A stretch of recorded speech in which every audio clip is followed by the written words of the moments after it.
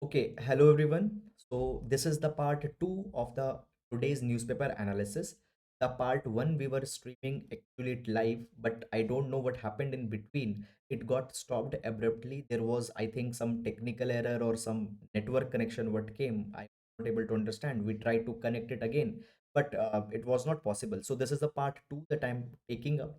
So if you have not seen the part 1, I will be asking you to see the part 1 and then seeing the part 2 will be making much more of a sense. So now let's start with the part 2 from the we will be starting from article from where we left.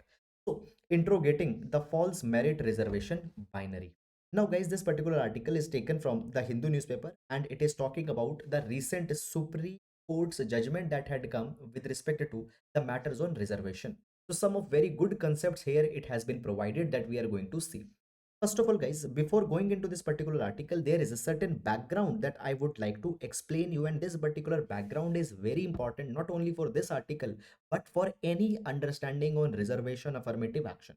See, when we talk about any democracy, when we talk about any democracy, democracy is oriented on the fundamental promise of giving the justice. Now, what do you mean by justice, first of all? Aristotle, the Greek philosopher, have explained justice as giving a person his or her due. Now, this due cannot be given certain times into the society because there are inequalities existing at the different levels, and then these inequalities are to be addressed so that a person can get his or her share, his or her due. Now, to remove the inequalities, many a times the government had to take different kind of approaches, and there comes the concept of affirmative action. Here comes the concept of affirmative action. Now, guys, what is this affirmative action? It is a positive discrimination. What is a positive discrimination? Here, we will provide some extra benefits to the people who have always been deprived, who have always been downtrodden. And under this positive discrimination, giving a reservation to certain section comes. Is that clear? Now, guys, on to this particular matter of reservation, there have been both of the sides of the debate. Some people say that this is something bad, it goes against merit. Some people say that it is good, it should be given. Now, just a few days back, the Supreme Court had given their ruling onto the AIQ, that is the All India quota in the NEET exam and the dental exam that was there. It has given its judgment on it. By the way, this particular entire matter two times, we have two to three times actually, we have seen earlier also. Now, understanding again this article that has come. So the background I have told you, the context is this, that recently into the All India quota, the Supreme Court has provided their judgment and had provided that the reservation can be given. The ideals of equality, social justice, fine, they have far, for that particular thing, this particular judgment will have a far reaching consequence. And in case if you don't know this All India quota, what this All India quota is, I'll just be explaining you in the 30 seconds. See, for guys, when we talk about the medical colleges, when we talk about the medical colleges, there are the state governments, fine, which had come out with the domicile conditions for the admission in medical colleges. It means that if you need the admission in a medical college, you need to be a student of that particular state only. So the domicile condition has been there. Now, in this particular condition, what will happen? The people, the students of outside state, they will not be able to get the admission. So therefore, the All India quota was actually introduced by the government. What is this All India quota? It has been provided that the state governments, they need to make sure that the 15% of the seats the undergraduate and 50% of the seats into the postgraduate in the medical colleges, PG and UG seats, they are needed to be kept in the open for the outside state students. They also can come there. So the All India quota came. Fine, outsiders can come here in 15% seats and here into the 50% seat. Now, recently, the Supreme Court has provided that even into these 15 and 50% seats, there will be the reservation that will be applied. First of all, for the scheduled caste and scheduled tribe, the reservation was allowed. And then recently for the OBCs and the EWS also, the reservation has been allowed. Now, for this particular OBC and this EW, for the OBCs that the reservation has been given, okay, will it be fine or not? This particular case was there. Supreme Court had said that the reservation given is not wrong. OBCs that they deserve an reservation and the reservation for them is not wrong. So this was the judgment. Now, according to the Supreme Court judgment, they had talked on many of the important concepts. The judgment had provided this particular thing, that they basically there is the principle of substantive equality that will be fulfilled. See, there are two types of equality. Formal equality is there, and then the substantive equality is there. Formal equality means giving every person equal opportunity. For example, let's say that there are the 10 students that are there. I'll say that everybody will write this particular paper, and only the people who are getting 50 marks and above, they will be given an admission. This is a formal equality that has come, but it is not the complete equality, because you understand that out of these people there might be certain students who had a lot of disadvantage into the past. So to them I need to provide some extra advantage. So there comes the substantive equality. Substantive equality brings in account that sometimes people might have some distinct disadvantages. There is some people have a distinct cultural capital at their disposal which other people might not have. Now, what is this idea of cultural capital? See, a person who is born into a high caste family, having all the economic opportunities, having the educational opportunities from the childhood, his mind has been primed in such a way that he had to compete. He has been given an environment of the education. So this student is different. The another student, fine, he never got an environment, and nobody in his family was educated, so he did not have a kind of a distinct advantage. So the first student, he have a distinct cultural capital. The culture has been such that the competitiveness and all such kind of thing has been taught to him from the very childhood. So the first child will always be better in order to he will always be better than the second one.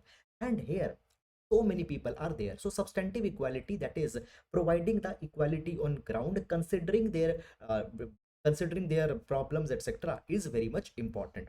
The Supreme Court has actually the Supreme Court has actually built on many other judgments. For example, the state of Kerala versus N.M. Thomas case, K.S. Vasant Kumar case was there, Indra Sahani case was there. Now, all these particular cases have talked about this particular thing. See, that Article number 16, which talks about the right to equality. In this Article number 16, Article number 16.4 is not, it is not an exception, rather it is an extension. Rather, it is an extension. Now, let's understand that what it means. First of all, Article number 16, if you read Article number 16, it provides the equality for opportunity for all the citizens in the matters of employment. Equality is given number one. But in the 16, there is one more provision, that is Article 16.4. It provides that if there is some reservation that is to be provided for the backward classes, then it can also be given. Now, up till now, the understanding has been this, that the 16.4, it is an exception. But the Supreme Court provides that no, it is not an exception, it is an extension. It is an extension of equality. Is it clear? So you don't consider that reservation is bad. Now this message is very strong. This message is very powerful. Now further moving on, when we talk about reservation, now they are very crucial in achieving the aspirational goal of providing equality of opportunity to all the citizens. Some people, they have distinct kind of barriers, that they have barriers of privileges. There are the fortune, there are the circumstances. Now these fortune circumstances are needed to be taken in account, and the people who have been deprived, they should be given the reservation. This has been provided into this particular article.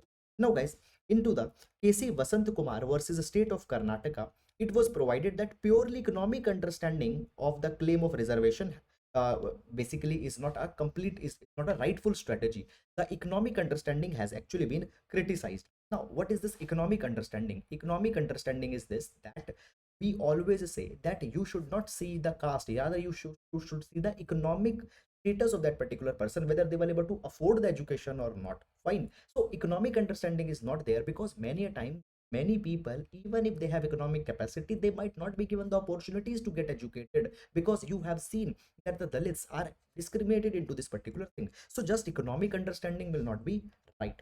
Now further moving on, so basically the Supreme Court judgment, it also exposes the social prejudices, fine, about the efficiency of administration and the anxieties about the dilution of merit.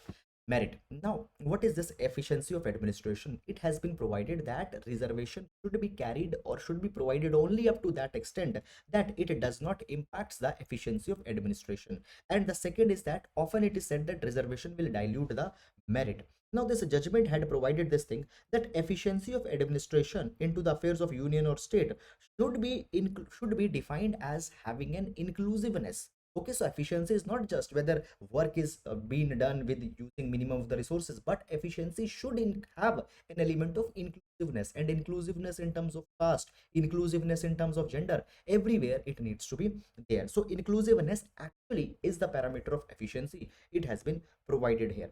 After that, the judgment, it also basically goes at the heart of matters of merit.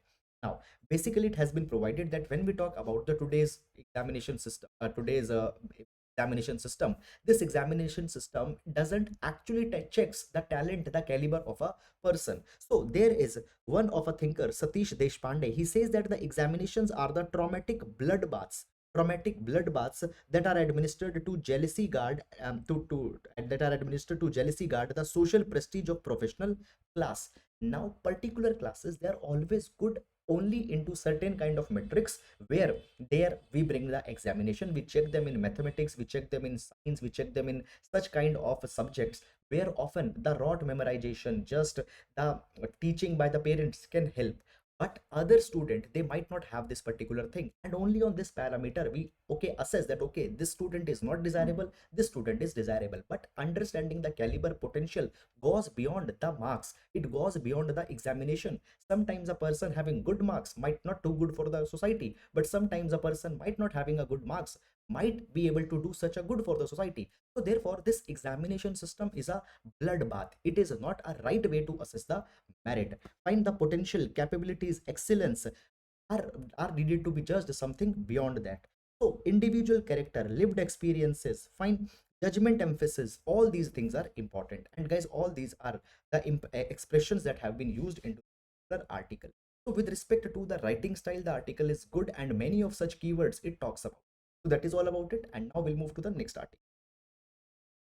India calling with quite a lot of trade in mind. So guys, this article, it is talking about the India UK Free Trade Agreement. It is also called as the BTIA. It stands for the Bilateral Trade and Investment Agreement. Now, it will be excuse me. It will be important for our GS paper number 2 as well as GS paper number. Now, first of all, when we talk about the India and UK, there is a lot of potential between both the countries. Fine, guys, the convergence between the India and UK, it lies on many of the factors that, first of all, the countries, they share the democratic ethos. Fine, India and UK, they both share the democratic ethos. After that, guys, the India and UK can be the meaningful partner for each other in terms of trade. Clear? There are many of the high-tech goods that are being provided by the UK to the Indian consumers, and at the same time, there are other kind of Indian manufactured goods such as the textiles, the agricultural products, food products, which finds a lot of market into the UK. So the potential is huge, and this potential can further be leveraged by having a free trade agreement between the both of these countries. What is this free trade agreement? Yesterday article was also there. I had explained you. Free trade agreement means that both the countries will not discriminate with each other's goods. They will reduce the taxes, they will reduce the tariffs. That is the something thing. Now, between the India and UK, we don't have a free trade agreement, and for so many years they are trying to negotiate the BTIA, bilateral trade and investment agreement. Now, this particular year, it has again been kick-started that now we will again negotiate this BTIA. Now, as this particular BTIA will happen, now the fair and balanced trade potential that is there in India, it can be reached. Now, this fair free trade agreement or the BTIA that will be signed, it will cover more than 90% of the tariff lines. 90% of the goods will be covered, and by this particular thing, the trade might go up to $100 billion by 2030 if this particular thing happens. Now, this particular FTA, it will not just cover the goods and services, rather it will cover the investment, intellectual property rights, GI tag goods, okay, GI tag goods, fine, digital technologies, and all such kind of things will be covered. So the huge kind of expanse of this particular FTA is there. Now, guys, there are certain key takeaways which are there in this particular article. The article says that this FTA could be a golden opportunity for the UK businesses to merge with the Indian economy. Now, Indian economy into the coming next years. Now, as the finance minister had said, we have entered into the Amrit Kal. There will be a lot of potentials. Fine, Indian market will reflex itself, and there the UK can get a lot of opportunity. Now, Basically at this particular point of time, guys, India is actually signing the FTA with many number of other countries. There are the 16 new FTAs that India is going to sign, and some of the FTAs are going to be updated. The Canada, US, European Union, South Korea, many of new FTAs, and many of the FTAs are being updated. So this is a time where if UK FTA is also signed, then the India can diversify its trade partners. After that, today India's engagement with many of the other partners, fine, it is actually on a different scale. We have said that we will not be entering into the RCEP, regional comprehensive economic partnership. Fine, we will not be entering into that particular thing. In this landscape, negotiating independently with every country and having good trade relations will very much important, and therefore for India the FTA is important. Even UK can take the advantages out of it.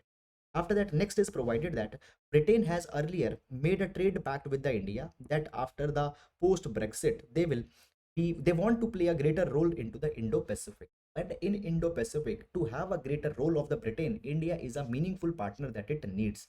Fine, UK's Indo-Pacific tilt will basically now UK's Indo-Pacific tilt is there already. The AUKUS, fine, they have signed. So UK's tilt is there, and this tilt can be provided a meaningful direction by the India's support. So therefore, again, this treaty is very much important.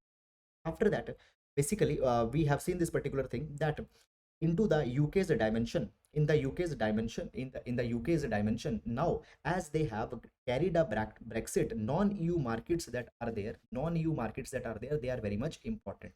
Clear. And into this particular thing, the India is an important partner. UK now wants to diversify from China also. There was a lot of dependence on the China. They want to diversify and want to search other partners. Fine, EU, non-EU partners are also to be searched. So there India can provide a much support. So these are, guys, all the things which are carried into this particular. Fine. However, just there are the possibilities that have been explored, but as of when it will come, we'll more be seeing it. That is all. Now we'll move to the next article.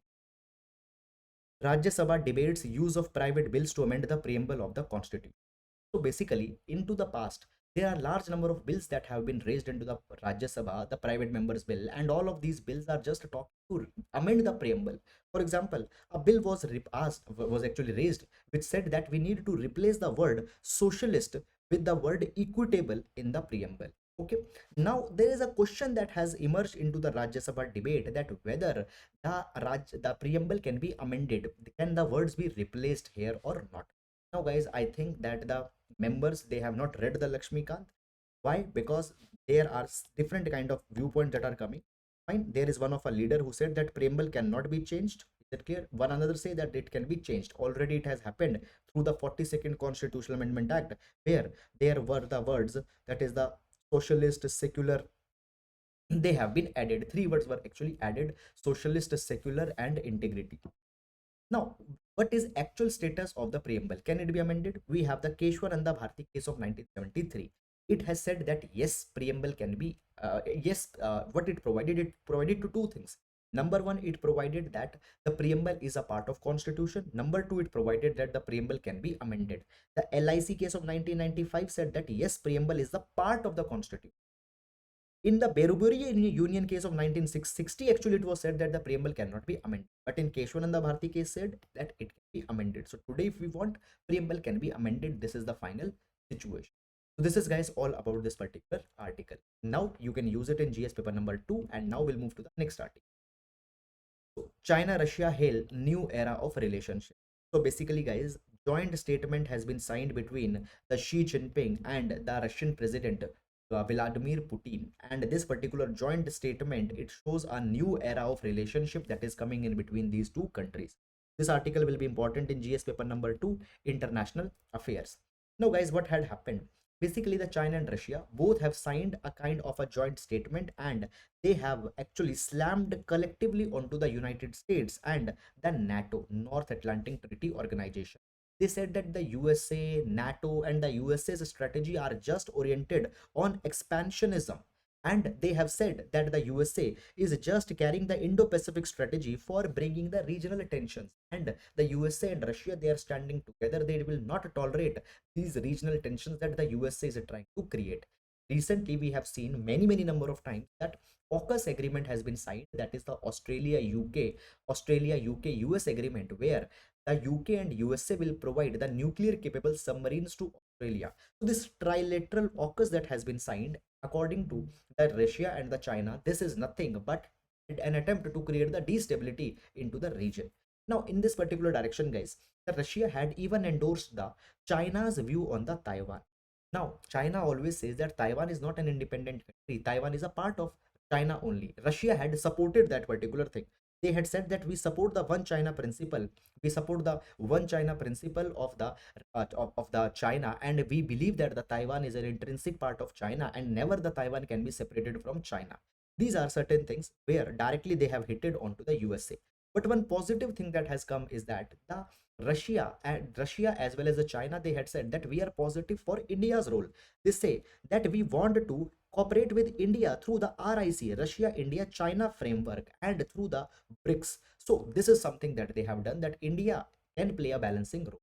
Moreover, guys, basically they said that they further be increasing their agreements, their cooperation, and they will be sharing the global navigation system, that is the GLONASS and video. So this is something that has happened into this particular article. Fine, guys, don't go too much into the detail, because these joint statements, declarations, they are very common. After every few days, they will happen. Sometimes at the level of external affairs ministry, some at the level of president, and these kind of happen. Just the message is very clear that a very clear divide into the world has happened, where the Russia and China are on one hand, and the USA and the democracies are on to the another. Now, this particular thing is actually not good for the global peace. The countries should come together and should find some meaningful solution. So that is all, guys, about this. And with this, we come to an end to the today's newspaper analysis. Now, guys, we will be meeting on Monday. Till then, please take care of yourselves. Fine. Thank you so